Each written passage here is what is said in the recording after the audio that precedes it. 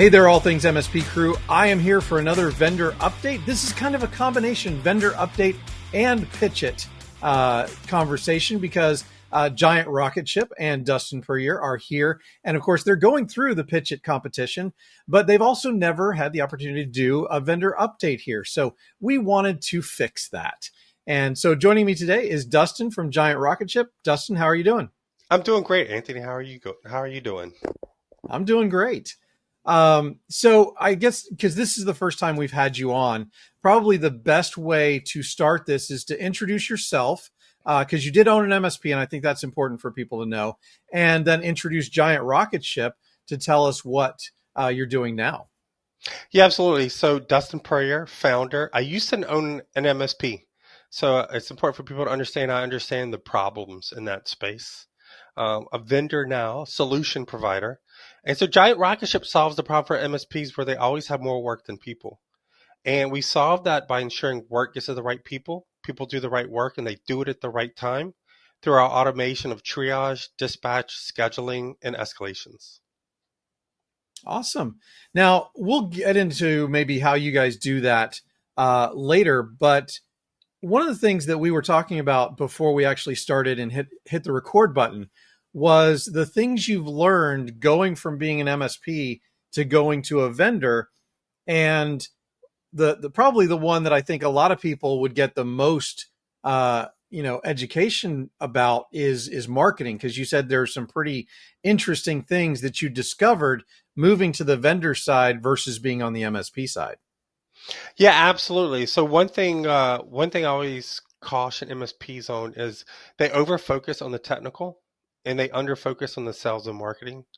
So revenue solves all problems. You can hire the best engineers if you have money, right? You can develop the best stack in the world if you have money, but you're not going to have money if you don't have any sales. And so MSPs are classic for focusing on the tech and not focusing on sales. And so when you're talking about, the difference between marketing and sales, then I know a lot of MSPs out there try and hire people to do some of the marketing for them or generate leads and meetings for them. But would you say that if they don't have the sales engine behind that, they're not going to take advantage of those and they're just going to be putting money into a black hole? Yeah, I mean, it goes both ways. I'll share a little bit of a horror story that we had when I was at MSP was, halfway through my MSP journey, I said, you know what? We need to grow. We're just not big enough. We're too big for the customer base we have. We're in terms of like being top heavy with tech, but we're not big enough to move to the next level. I got to do something. So for about 6 months, I hung a sign up on my door and it said, don't come in, sales calls. And from like 8 to 12 p.m., I would do nothing but sales calls. And guess what? It worked. Like shocking, right? And we grew so fast and I wasn't ready with the team and the stack that we would start popping out customers from the bottom as we fed customers at the top, right? So you can absolutely outrun your coverage if you're familiar with that analogy. Like you can bring in too many customers that you're not ready for. So you need to be constantly bringing in customers, bringing up your service, bringing in customers, bring up your service. What MSPs do though is comfortable to bring up your service and then try to bring up customers, bring up your service and then bring up customers. This is what I call bankruptcy, right? And then if it's too disjointed, this is where you're going to just lose your business. You need to be more like sales here, service right below that. Right. And because you can always calculate capacity and make sure that you have enough capacity to bring on X number of new clients, right? And the problem if you is your expenses get too high if you go too far with your tech without continuing to build your clients. So yes, I think that there's a happy medium of I can bring on this many new clients, so I have to have this many in pipeline, and my tech has to stay close behind. Well, think about what people say and think about what they never say. People will constantly say, "Hey, we grew. We need to do a lot of hiring." People are like, "Well, that's a good problem to have." Nobody says, hey, we have a lot of techs. We don't have enough customers. We need more customers. Nobody says, oh, that's a good problem to have. Right, right. Right. So, I mean, think about what people say out there. Nobody says you should have more techs than customers. Like, that's insane, but that's what MSPs do all the time. Yeah. And I think because there have been a lot of marketing consultants in this industry, good or bad. I'm not going to say it's good or bad, but because the MSPs haven't learned how to sell as much, they get inundated with these leads and these meetings being scheduled without knowing how to move them through the rest of the sales funnel with a sales motion. So I would think that the advice to an MSP would be develop your sales motion first by Hmm. doing kind of exactly what you did. Cold call, cold email, get some meetings on your own, get those through your funnel, learn how to do a sales process properly. Then you can go out and hire marketers to start pouring more into the top of the funnel. Absolutely, because you need to know what kind of customers you want for your MSP. That's another classic issue is, and look, when you're first starting, you just take whatever you can. I get it. I'm not trying to hurt, come down hard on those kind of people, but you really need to figure out what kind of customers you wanted. Like in my MSP, we were too generic, but we wouldn't take hospitality or restaurants, for example, because they're tough. Like when Yeah. they go down, and they usually go down at 11 p.m. at night, right? Yes. And so we at least knew what kind of customers we didn't want. But if you know what kind of customers you want and you know what the sales motion looks like, then you can outsource that. But just outsourcing it from the beginning because you just don't like sales, you're literally just throwing money away. Well, I think, and we were talking about being, single operator founders and stuff like that before we started recording as well. And I think that a lot of MSPs are single founder operators, and there is huge value in learning how to do a job yourself before you outsource it to somebody else, because then you can better manage that outsource motion. Well, you know what the metrics are going to be, and you know what's reasonable. If I just Right. outsource something and they're bringing me one lead a month in my market, is that reasonable or unreasonable? I don't know. Like, if I've never tried to Mhm. do it, I don't know. Maybe I'm in a small town in Nebraska. Maybe it's literally I'm killing it by bringing in one customer a month, right? But if I'm in we're based in New Orleans. If I'm bringing in one customer a month in New Orleans, you're really not doing very well. And so you need to understand what's the baseline for your market so that you can measure the outsource the third party. Yeah, absolutely. And I think that goes for marketing, that goes for a lot of the tech work, because, it's hard to manage technical employees if you don't at least have an idea of what they're supposed to be doing. So, Yeah, I agree. I think I've MSPs where the primary driver is a business person, those do well because they always end up bringing a very technical person, a service manager. Um, yeah, but you never see a business person that just tries to run everything, scale the company. They're always smart enough to bring in a highly technical person. You need a technical person managing technical people. right. And that's just the truth of it. Yep. And, one of the other things that because you mentioned the restaurant industry, which is one of those that a lot of people, they're like, oh, it's just a restaurant. How much tech do they need? It's not how much tech they need, it's when they need it. When they need it. And unless you are going to prepare yourself for being a 24/7 operation, pretty much, because they start early in the morning to serve breakfast and they go till the wee hours of the night.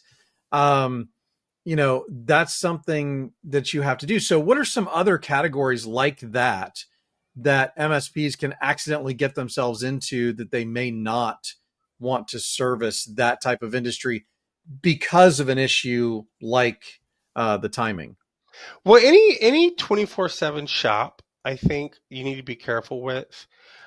The I don't know what's the average size. Do you know of an MSP? I would say like we got ours up to 20, but like let's say 5 people, eight I think people it's still maybe. less than five. Yeah. Yeah, which is super small, right? That means you're not going to have you're not going to have three shifts. I'll tell you that. And so Right. if you bring on any company that needs three shifts from you, I feel like that's the biggest red flag for the average MSP because you can't service it. Now, I was a big believer in anchor pricing, and we have anchor pricing with Rocketship if you're familiar with the concept, where you have a platinum deal but you price it and frame it in such a way that nobody actually wants it. Right. And we had a platinum that was 24/7, but it was like 4 times more expensive than our gold package. And so one way we would service industries like we're in South Louisiana.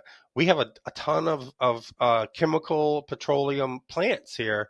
Now, you generally MSP 5 people is not going to go after a large plant. You're not going to get their business, but you can get that second rung, the distributors, the manufacturers that provide services for those plants. A lot of those are 24/7, and so what we would do is we would say, yeah, absolutely, we can help you, but this is how much it's going to cost. And we found nobody wanted the platinum deal. Everybody was comfortable, and if they called our after hour support and we said, look, we're going to charge you $250 per hour starting at 1 hour, they were all like, oh, you know what, I can format this Excel document in the morning, it's fine, I won't deal with Yeah. this.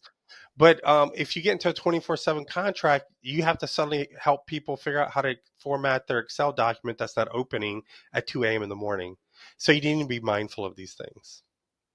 Yeah. And if you want that business, you should charge more for it. And it's not a bad business model if you can do it, but you have to make it worthwhile to not only make financial sense, but also make, I'll call it mental health sense. Mental health, but also, I have a pretty popular article on our blog about talking about niches and like how you survive and what you do well. And I think one of the biggest mistakes MSP makes is not coming out of the gate with a niche that they're going to focus on.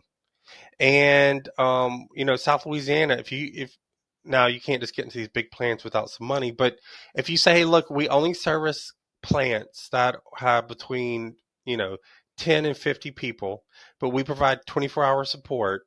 You only need a couple of these plants to support 3 shifts. Like you're focused, you know their software, you know how it works, and you're ready for those 3 shifts. Plants will sign up with you. But if you come in there with the 3 shift model and you have all this labor burden, all this cost, and then you're pitching CPA firms, you're going to struggle because your cost structure is all messed up. And so I'm a huge fan of defining a niche and then building your service operation around that niche, because that's how you really optimize, like, what's my cost structure? How does what are the tools that we're going to use? Where are we going to do our training? You can't do that without a niche. Otherwise, you got to know everything. And then all of a Right. sudden you barely know how to solve any of the because most applications are not 365. That Yeah. 365 does not give you most of your MSP tickets. It's, hey, we're using Sage, 200 or whatever. Why is this not printing to that printer? Well, it's a complicated beast of a product. How are we going to solve this?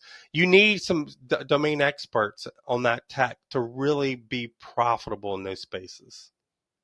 Right. And I think this is something that's evolved because in the beginning, we were domain experts just in the box, right? Yeah, the PC that sat on the desk, Yes. maybe a handful of applications, but there weren't the specialized applications that have been developed over the years and are now center point and business critical to the client. And you're absolutely right. You cannot be an expert in all of those domains across a lot of domains. Yeah, and I will caution MSPs. One of the things that kind of got me playing around with the other tools, and this isn't what drove Giant Rocketship and me selling the MSPs, but I definitely saw the writing on the wall. I remember like 4 years before I sold my MSP, our Microsoft rep came and visited us, um, and he was talking about training and value add and where on the stack we were, and he left. And I was telling people, I said that guy just straight up told me that they're coming after the MSP business. And I remember I'm a Reddit user. I was talking about Reddit. They're like, no, they're not. I was like, they're coming after the MSP business. No, no, no, no, no. And I was like, look, we shifted into training. We had a training stack that we would sell to customers. And I said, look, if you're an MSP and you're only focused on hardware and OS support, man, your days are numbered. Like, Yep. that's just truth. And you need to figure out, what are you adding to your stack? And training is a huge one. Add a training component to your stack, not just in 365, but learn a couple of their major line of businesses. Bring in your QuickBooks experts, whatever. Get some training going to do the value add on your stack. But find something that you can layer on top of the baseline OS and hardware stack And that's going to be your value add. But if you're just supporting the Dell workstation and Windows 11, man, it's going to become very difficult for you to compete. Well, we've talked about a lot of things around, how to make an MSP more efficient today. So tell me a little bit more about Giant Rocketship and how it actually works and how it helps the MSP. Yeah, absolutely. So I'll tell you why it was created. I was running my MSP. We got up to pretty good size. I think I told you we got up to around 20 people, and we had a service coordinator and a half, and she just really started struggling. There was some side issues happening outside of work, and so she was missing a lot. I was just like, man, this is painful. I really like this person, but there's got to be something we can do without me just letting her go. And so I'm a developer. I went into the MSP being a developer. And so I had a bunch of custom tools, and I said, there's got to be a way for me to figure out the math of how to assign tickets. Like, there's got to be a way. And it can't just be round robin. We support round robin, but it can't just be like that because you can overload people with round robin. Hmm. And so I crafted this really slow, ugly solution to assign tickets. And I used to go to conferences as an MSP all the time. And I was telling people, hey, look, we auto assign tickets now. This is how it works. And it's not just round robin. And they were like, oh, this is very interesting. And so I did the thing. This is something else I learned. Instead of just building out, a company, I said, you know what? Let me see if people will pay me for this. And so I started testing by bringing in subscriptions, and people started paying for a very rough, ugly product that barely worked. And so I realized, man, this is a thing. Like people are tired of having to hire more and more coordinators as they grow. Hmm. Because it's a 10% tax for every 8 to 10 technicians you have. You're going to have to bring in one person to coordinate them. That's the ratio in the business. Just so everybody knows, it's every 8 to 10 techs you're going to have a dispatcher, or you should. Um, and so we tested the market by taking people's money, and the checks cashed. So that was validation. And so the problem now, that was a long time ago. That was before I even sold my MSP, but we spun it out. And what we do is we solve the problem where people have more work than people, right? So Rocketship looks at your help desk, it looks at your tickets, it will triage the ticket, and then it feeds it to the auto dispatcher, which looks at how busy everybody is. It assigns it, and then it tells them when to do the work. It will reach out to the customer to book something, or we'll just automatically tell the customer, hey, you don't need to call the customer, but I need you to work on this at 2 o'clock. And then if a customer responds, it digests that and figures out what to do. Basically, what we say is it lets you scale your company. It lets you scale revenue without scaling middle management. And for really large MSPs, we work with coordinators. For smaller MSPs, it is the coordinator. But we've just really let our customers scale their help desk without having to constantly hire more and more middle management. Okay, and the question that I have to ask, because we are in this age of AI, right? Mhm. Is how, because I know you've been doing this for a while. Is this an AI based product, or is it more a rules based product that is more, I would say, defined and, in my opinion, at this point in time, maybe less prone to error? Interesting you say that. So we were all AI at first. And I see some people on Reddit talking about they have a competitive product coming out, and they're all AI. They're all in on AI. And I almost don't want to tell the secret.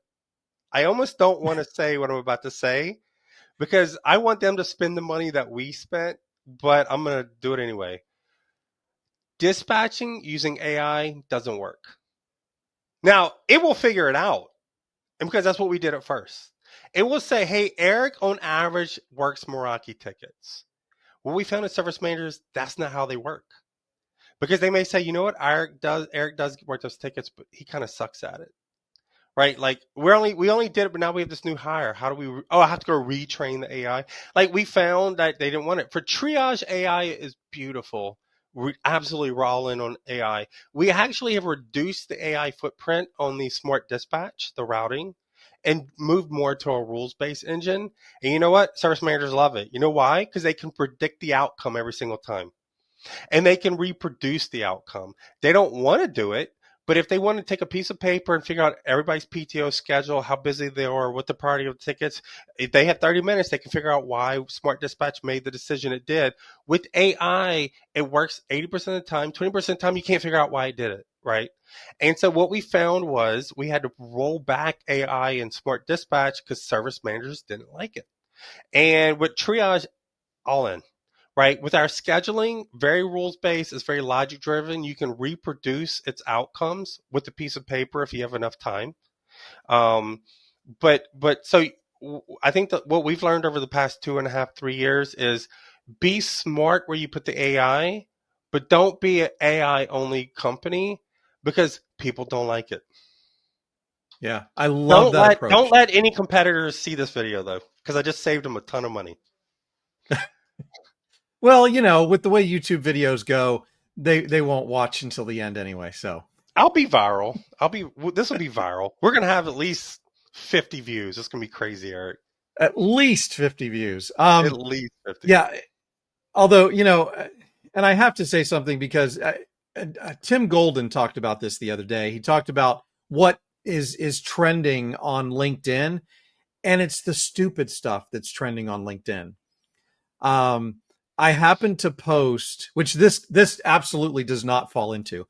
This is educational for the MSPs, but I posted something the other day about how women and men work differently when they're working from home, and it was just something. It was a screenshot that my wife had sent me, Mm-hmm. and I don't deal in generics. I don't think generically it's true, but for my wife and I, it's absolutely 100% true. It literally says, the women are sitting on a couch with their MacBook Air and a Oh, cup God, of yes. tea working from home. And men have the 3 screens set up with the loudest keyboard they can find. It's hilarious. And that is 100% true for the I have a two of us. mechanical keyboard right here. My wife would scream at me. She's like, I can hear your clacking. I'm like, Yeah. yeah, this is a sweet little keyboard. What are you talking about? Yeah. And I even have brown switches, which are the quieter switches in my Right. mechanical keyboard. That's hilarious. My But wife sits on a couch with her Mac and she does accounting work all day.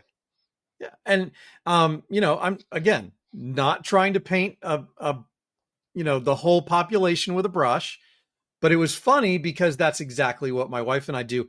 That post in like 3 days, 10,000 views. Yep. Yep. Like I don't understand how this works, but Well, it's anyway, personal and from the heart, and that's what people want. yeah, that's That's what. true. But I don't know that belongs on LinkedIn. Anyway, enough of my ranting. Dustin, thank you so much for being here. Thank you for such a great conversation, and I hope that this gets 10,000 views. At least easy. All right, thank you so much, and have a great day. Thanks, everybody.